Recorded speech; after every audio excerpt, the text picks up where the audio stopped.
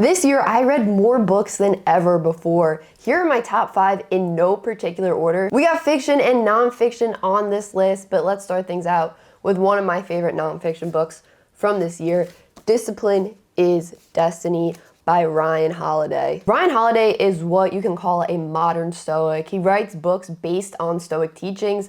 This is the 3rd book of his I read this year. The other 2 I read were Ego is the Enemy and The Obstacle is the Way. This was probably my 2nd favorite. This was probably my 3rd favorite. And obviously this one right here was my absolute favorite. I love this book. You might be saying, oh, Stoic teachings, that doesn't really sound like it's for me. Listen, in college, I had to take 2 philosophy classes to graduate. It was like a requirement. And I hated them. I just didn't get it. I didn't understand, and I really did not like doing the readings, the work, or anything for them. But the way Holiday writes his books, he just makes you understand it so much easier. He connects it to our everyday lives and makes their teachings seem relatable. So as it says right here, this book is about self-control. If you don't have self-control as a person, you're never going to be able to succeed, and it's going to cause you a lot of pain and suffering.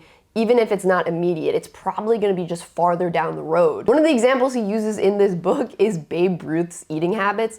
He just ate a ton, way more than a person needs to eat. Babe was just devouring so many glizzies a day. And what would happen is, it's easy to go down, but then he'd feel so sick and he'd have to go to the hospital because he had so much food in him. To put something he talks about in this book very simply, difficult things are good for you. Doing hard things gives you more self-discipline. He uses so many great examples from people we know all throughout history, people who have, mastered self-discipline. Even though they've messed up at times, for the majority of their life, they've had great self-discipline. People like Lou Gehrig, people like Toni Morrison, and even going all the way back in history to people like Cato and Marcus Aurelius. I mean, you can see how much I love this book. Look at all my little sticky note markings in here. There's a lot of stuff in this book that I'm going to go back to and refer to. The next book we got is actually a trilogy. It's the Red Rising trilogy. Maybe my favorite trilogy. No, it is my favorite trilogy of all time. I recommend this trilogy to literally everyone who is trying to get back into reading or has never been a reader and wants to start. This trilogy, trust me, it's gonna get you into reading. If you like the Hunger Games growing up, or if you're a fan of Game of Thrones,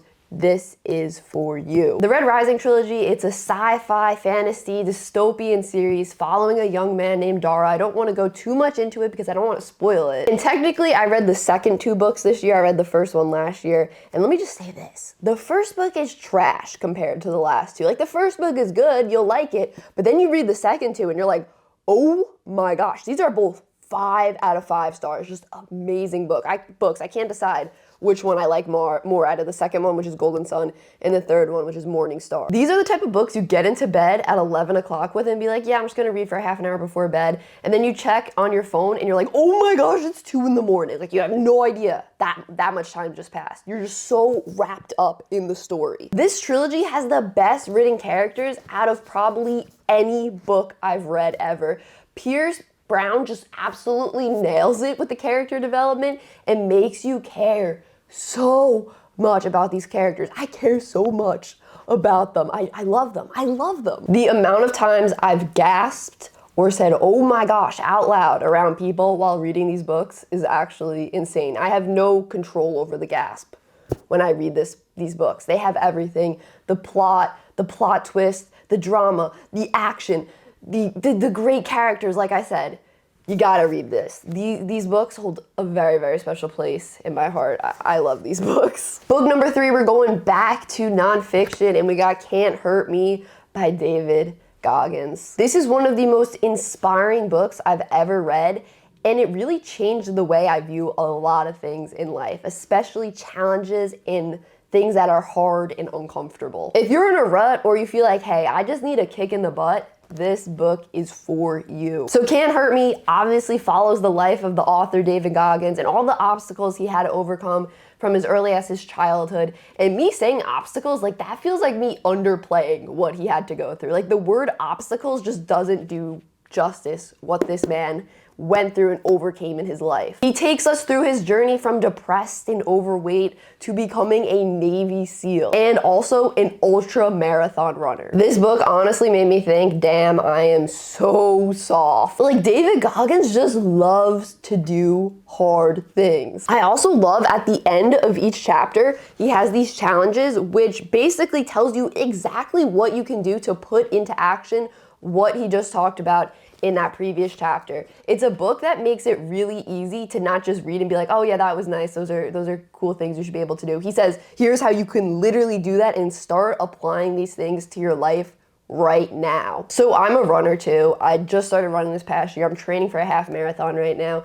And whenever I'm tired or I'm like, oh, I'm really hurting, my ankles are hurting, my legs are hurting, I just think of David Goggins and the stuff he ran through in this book. Also, you should follow him on Instagram because he does a lot of videos of him running and saying motivational stuff, and at the end he goes, stay hard. So just stay hard is always pounding through my head when I'm running and I'm not feeling it and I'm tired and I want to quit. I think a lot about David Goggins after reading this book. Like, what would David Goggins do? What would David Goggins think of that?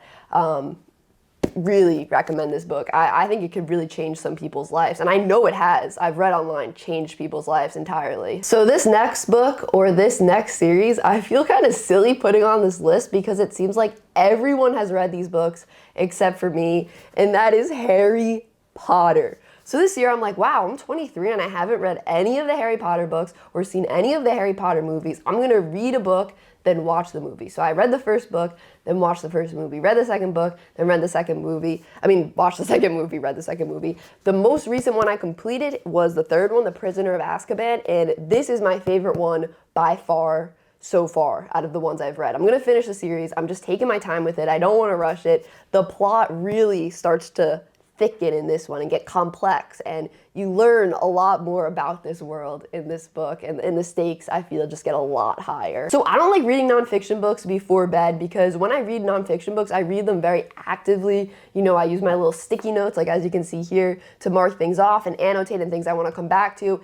And when you're trying to go to bed, you want to do something relaxing where you're not thinking so hard. And that's where Harry Potter has come in as maybe the best bedtime book you can read. There's nothing like getting into bed after a long day, opening a page of Harry Potter and just diving into this insanely magical world. It's really one of the best parts of reading, where you can just escape the world you're in right now if you want to and go into this whole different place, and it makes me feel like a kid again. It's so cool. And speaking of the world building in these books is just absolutely amazing. You could picture everything so vividly in your head, everything from what they wear to the shops to the little candies they get to the chocolate frogs with the little trading cards.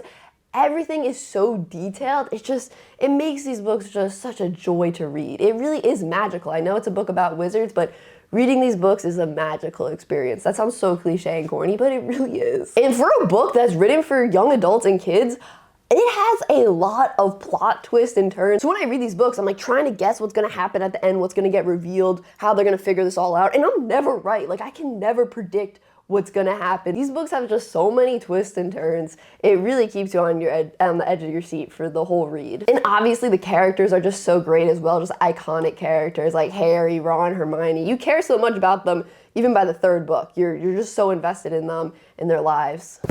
It's great. It's a great series and I'm excited to finish it. And for the final book on this list, I don't have a physical copy with me, and it was difficult to decide if I should put it on here.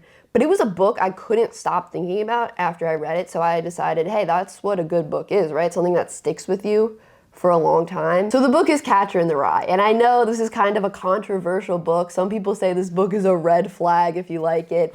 But listen, this book made me so sad after I finished reading it. I was just sad, and I was just like thinking about Holden after I read this book and just being sad and being like, this book just made me feel like, I don't know, it was like sad, and I just kept thinking about it. I can't describe the way this book made me feel. So I read this book in high school like a lot of people. I was either in 9th and 10th grade, and honestly, I don't even know if I read it. I probably skimmed it.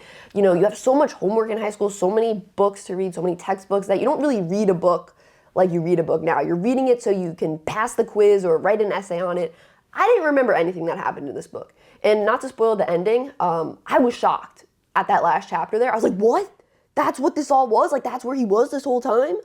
I was shocked. So this book is written in first person, so you're basically just reading Holden Caulfield's stream of thought. And I actually really liked the way it was written like that. I found it really easy to read. I know some people don't like his phrases that he says over and over again, like, oh, and that really killed me.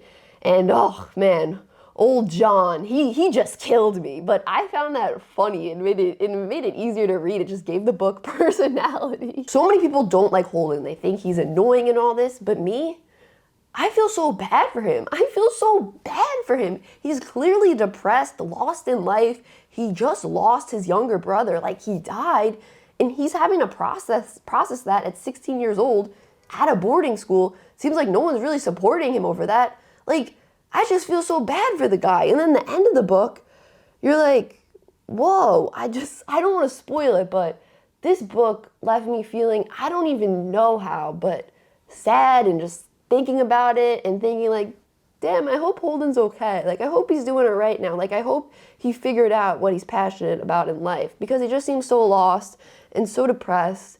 And I don't know, I can't stop thinking about this book. So yeah, those are my top 5 books of the year. Appreciate you guys watching.